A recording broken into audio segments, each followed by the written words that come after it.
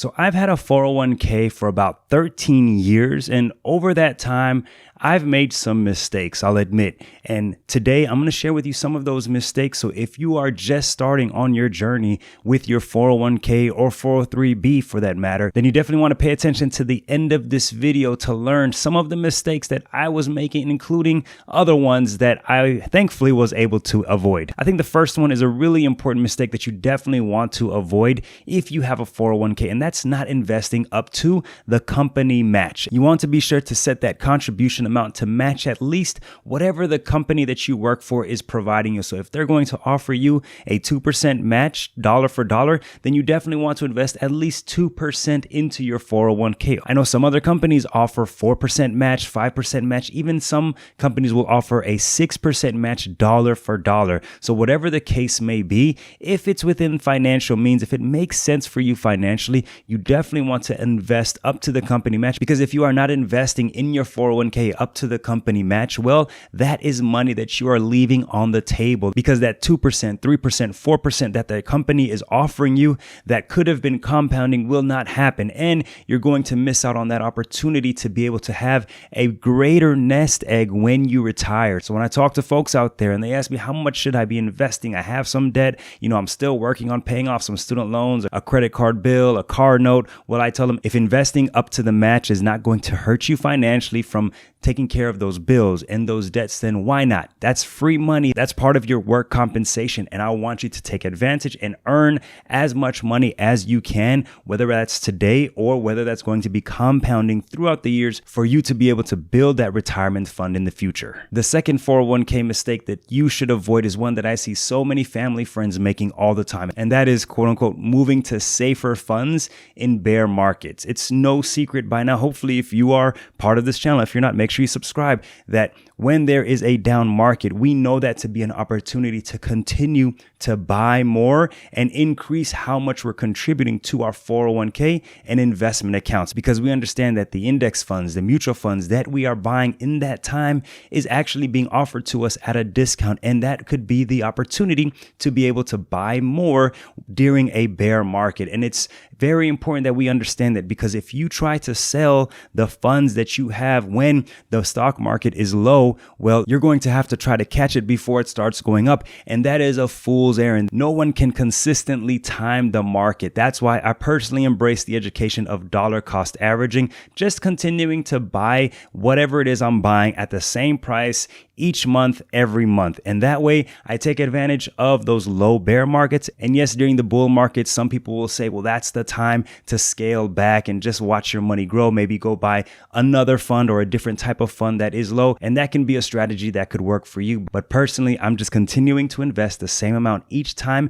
For the last 13 years, this has proven to be a very good strategy, and one that many in the academic field of investing continue to educate people with. The next 401k mistake that you might get upset about if you don't know about this is exactly how much you can contribute to your 401k. A lot of people don't realize this, but the actual contribution limit in 2023 is $66,000 for the employee and employer combined. And if you're age 50 or older, you're eligible for an additional $7,500 in what's called catch-up contributions. So that gives many folks who are just a little bit older $73,500 that they can contribute between them and their employer into their 401k. And I am going to talk about those contribution limits in a future video more in detail, but that is something that I want you to understand, that you're not just limited to the $22,500 of pre-tax contributions or Roth contributions that you typically will see a lot of people talk about. You can actually invest beyond the $22,500. You just won't be able to get that tax benefit. And so once you reach that pre-tax limit of $22,500 or whatever it's going to be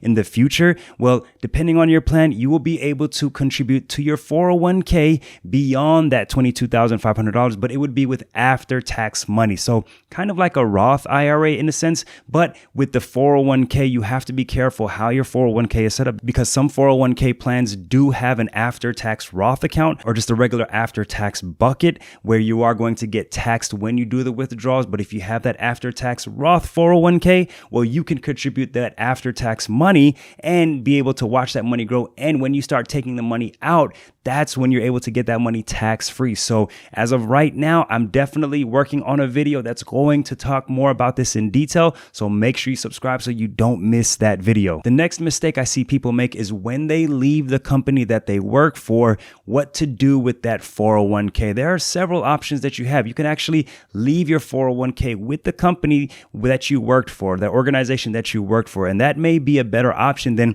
simply taking it and rolling it over to an IRA, which is what a lot of people like to do. But it's just not black and white. For some people, you may have some of the best investments available in that 401k. And if you have really, really great investments in that 401k, then you're probably not going to want to move it unless it's going to be hard to access in the future. And you kind of foresee that. And you may want to just go ahead and do a rollover IRA transaction where you go open a rollover IRA account, whether it's at Fidelity or Vanguard, and initiate that transfer from your 401k over into the rollover IRA. So that way you avoid any problems and you've established that connection between the 401k and your new rollover IRA. And the transaction happens without having you have to deal with moving the money yourself. And that eliminates any risks that could come with having to pay a penalty or any taxes that you might owe because you have the money and you may just get caught up in your own life and forget to do that. Now, this mistake is one that is so critical that I see